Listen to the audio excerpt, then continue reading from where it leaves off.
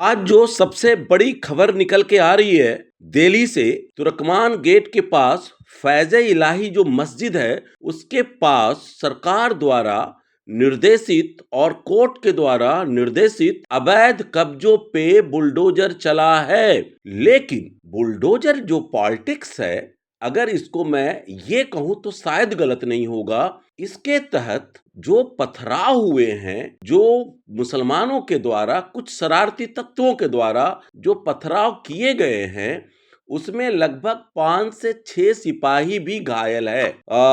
Minor injury है। लेकिन क्या मुसलमानों की प्रॉपर्टियों पे चलता बुलडोजर, चाहे यूपी को उठा लें, राजस्थान को उठा लें, दिल्ली को उठा लें, कितना वाजिब है? यूनिवर्सल रूप से जितने भी इंडिया के अंदर सिटीज हैं या फिर मेट्रो सिटीज को ले लें, अनऑर्गेनाइज्ड तरीके से लोगों ने जमीनों को कब्जा कर रखा है।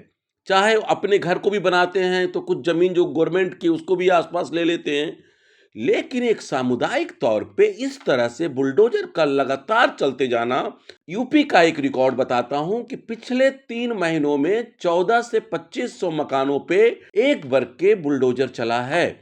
अगर कहीं सांप्रदायिक एक तरह से झगड़े की बात होती है, तो वहां पे भी बुलडोजर एक्शन देखने को मिल रहा है। इस बुलडोजर पॉलिटिक्स के चलते ना जाने कितने घरों को नुकसान हुआ है और कितनी फैमिलियां भी परेशान हैं। हम बात कर लें दिल्ली पे, जो अभी तात्कालिक तौर पे जो घटना घटी है, ये सरकार के द्वारा निर्देशित तो है। कोर्ट ने भी इसे बोला है कि हाँ, 3 महीनों के अंदर हटाया जाए। फिर सहमति के अनुसार ये क्यों नहीं हो रहा है? अगर इस तरह की कोई लॉ लेके आनी है तो आप कोर्ट में, सुप्रीम कोर्ट में लेके आइए और जितने भी तरह की अवैध प्रॉपर्टियां हैं, चाहे वो कब्रिस्तान हो, चाहे वो किसी भी तरह का मंदिर हो, किसी तरह का मठ हो, कहीं पे भी अवैध प्रॉपर्टियां हैं, सबके लिए एक साथ लॉ लागू किया जाए। अगर इस तरह की भरोसा आप देते हैं, तो कहीं ना कहीं जो कुछ लोगों में 25 से 30 करोड़ की आबादी मुसलमानों की है, उसके मन में ये घिरता जा रहा है कि उनके खिलाफ सरकार काम कर रही है और हमें इससे बाहर आना चाहिए। सबका साथ सबका विकास के नारे के साथ अगर हम चलना चाहते हैं, तो इन सब कार्रवाइयों के साथ साथ अगर हमें सही तरीके से यूनिवर्सल फॉर्म में बुलडोजर एक्शन करने की जरूरत है। लेकिन तथ्यों को अगर देखा जाए तो जो कार्रवाई एक पक्षीय भी नजर आती है। लेकिन यह कहना भी गलत होगा कि जो कब्जा है वो वैध है। ये बात सार्वकालिक है कि अगर कोर्ट ने आदेश दिया है तो सबको माननीय होता है। लेकिन एक तरफा क्यों?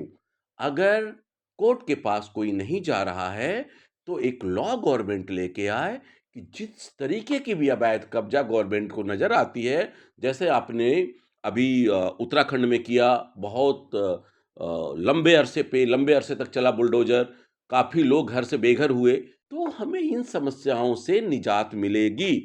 हमें सांप्रदायिक उन्माद से बचना होगा।